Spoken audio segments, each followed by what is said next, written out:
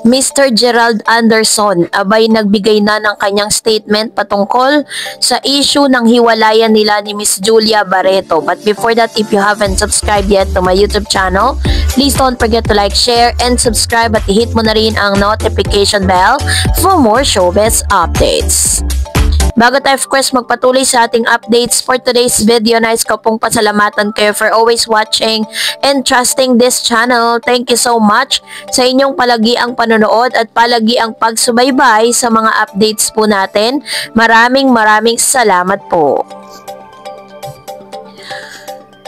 Sa gitna ng mga usap-usapan tungkol sa hiwalayan ni Gerald Anderson at Julia Barreto, mariing pinabulaanan ng aktor ang mga chismis na ito sa isang panayam kay Tony Gonzaga. Ayon kay Gerald, maayos ang kanilang relasyon at walang katotohanan ang mga bali-balita ng kanilang paghihiwalay. Dahil for the longest time nga na patuloy na nahimik ang kampo ni Gerald Anderson at ni Miss Julia Barreto patungkol sa issue ng hiwalayan, finally, sa isang panayam na inilabas sa YouTube channel ni Tony Gonzaga nitong July 1, 2025, tinanong si Gerald tungkol sa mga haka-haka ng kanilang paghihiwalay ni Julia. Agad itong itinanggi ng aktor at ibinahagi pa niya mismo ang naghatid kay Julia sa paliparan patungong Dubai bago ang kanilang panayam. Panoorin natin ang ilan sa mga sinabi nito. Binanggit niya din na hindi inalis ni Julia ang kanilang mga larawan sa Instagram na nagpapakita ng katatagan ng kanilang relasyon. Let's watch this. Things na nag-break kayo ni Julia. No, we're okay. Kanina hinatid ko siya sa airport, pupunta sila Dubai. Kaya medyo napaaga ako. So it's not true? No. Parang nag-erase daw ng photos? Hindi. So wala. Alam mo, totoo yan. Ako nga sinabi. Sa isang panayam ng sa magandang buhay, ibinahagi ni Julia na sanay na siya sa mga chismis ng kanilang hiwalayan na lumalabas halos buwan-buwan. Ayon sa kanya, tinatanggap na lamang niya ito at bilang isang compliment dahil sa kanilang kakayahan na mapanatili ang pribadong aspeto ng kanilang relasyon. Ayon kay Gerald, sa 5 taon ng kanilang relasyon, maraming pagsubok ang kanilang nalampasan. Ngunit sa halip na siraan sila nito, lalo pa itong nagpapatibay sa kanilang samahan. Pinuri rin niya si Julia sa pagiging mahinahon, may grace at maturity na anya'y mas higit pa sa kanya minsan. Sa parehong panayam, ibinahagi ni Gerald na nasa yugto na siya ng kanyang buhay kung saan iniisip na niya ang pagpapamilya. Binanggit niya na siya ay nasa edad ng 36 at nais na niyang magkaroon ng anak. Samantalang si Julia naman ay nagpahayag ng handa siyang iwan ang showbiz upang magsimula ng pamilya. At ito ay bahagi ng kanyang mga plano sa hinaharap. So which means na hindi po totoo talaga ang ilan sa mga chismis na nagkalat ngayon ng mga spekulasyon yung patungkol po sa kanilang hiwalayan. Kasi nung tinanong po si Gerald Anderson denies split rumors with Julia Barreto. Ang tangi niya lang sagot, we're okay. Gerald Anderson finally set the record straight regarding his relationship with actress girlfriend Julia Barreto, saying all is well between them. The actor addressed the breakup rumors hounding them during his interview with actress TV host Tony Gonzaga. As seen on the latter's YouTube channel on Sunday, June 1, the speculation arose after eagle-eyed netizen noticed that couple have not posted each other on their respective Instagram pages for quite some time. Everyone thinks that you and Julia have broken up, Gonzaga said, to which Anderson clarified, no, we're okay. So, dun po sa kanyang interview, inamin ni Mr. Gerald Anderson na handang-handa na po silang lumagay sa tahimik nitong si Miss Julia. Sinabi po ni Gerald na siya po ay handa ng magkaanak at magkaroon ng sariling pamilya at ganun din naman itong si Julia.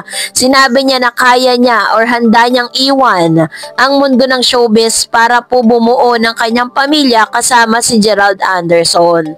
So sabi po ni Mr.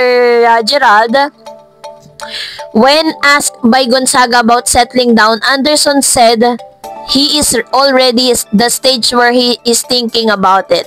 The latter even noted that his dad wants Barreto to be Anderson endgame. 36 na ako, sabi niya. Kailangan ko na ng anak, the actor said. So, during the interview, Anderson also was asked about his thoughts about some people accusing him of being a cheater and a womanizer.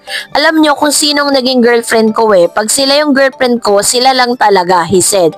So, Gonzaga then made a follow-up question. Hindi ka nag-cheat? So, you didn't cheat, sabi niya. To which he firmly responded, no. So, ganito katindi ang ilan sa mga pag-amin nitong si Mr. Gerald Anderson kasi sometimes itong si Gerald po kasi nare-red flag siya dahil sa mga sunod-sunod na failed relationship. Una, naging girlfriend niya si Kim Chu. Sumunod si Bea Alonzo na sinasabi ni Bea na ginost daw di umano siya nitong si Gerald Anderson at sinasabing cheating issue nga ang dahilan ng kanilang hiwalayan dahil matapos silang maghiwalay ni Bea after a long months ay naging girlfriend niya nga itong si Miss Julia Barreto. Pero, nagkaroon nga ng medyo misunderstanding itong si Julia at si Bea pero nitong na mga nakaraang taon lamang ay namataan po silang magkasama nitong si Miss Bea Alonzo sa kaarawan mismo ni Direk Johnny Manahan. At natuwa naman ng ilan dahil talagang inamin naman ni Miss Bea Alonzo at ni Miss Julia na talagang meron po silang na-hurt, no? Meron silang nasaktang tao. So, sabi niya, Anderson opened up as well about his part relationship, admitting that the failure of those were mostly on his part as he had selfish reason. I could have been better person, a better partner. I should have been better, he said. He also disclosed that he had thoughts of quitting show business 5 years ago. So meron na po pala siyang mga plan na talagang ayaw niya na, no, na mag-showbiz. Gusto niya na rin talagang umalis sa mundo po ng showbiz. While he did not mention of anything specific, the actor was apparently referring to the cheating allegation and his controversial breakup with his former girlfriend Bea Alonzo.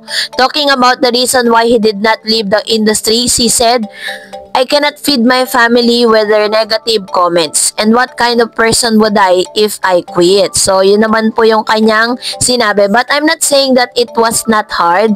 It was very heavy and it was very hard, his stress. So, inaamin niya dito na may mga chances talaga na gusto niya na mag-quit sa showbiz dahil nga sa mga masasakit na salitang natatanggap niya mula sa mga netizen. Pero sabi niya, hindi naman daw siya mapapakain ng mga negative comments coming from those people na hindi naman talaga siya personally kilala. So, alam naman natin na marami po talaga mga netizen ngayon na sometimes is naaabuso na yung kanilang freedom of speech na kung makapagsalita sa kanilang mga kapwa, no? Kung makapagsalita sa mga artista na akala nila, kilalang kilala nila mula ulo hanggang paa. So, ganun po katindi. Kaya, ito naman si Gerald, hindi naman po siya nagpa-apekto doon. Kaya hanggang sa ngayon, ay meron pa rin siyang mga upcoming projects, ano? Kung saan, meron siyang panibagong proyektong promote ngayon. So, abangan na lang natin yan. So, that's it for today. For more videos and updates, please don't forget to like and subscribe. And please don't forget to follow my Facebook page, Dar Eds TV. God bless everyone!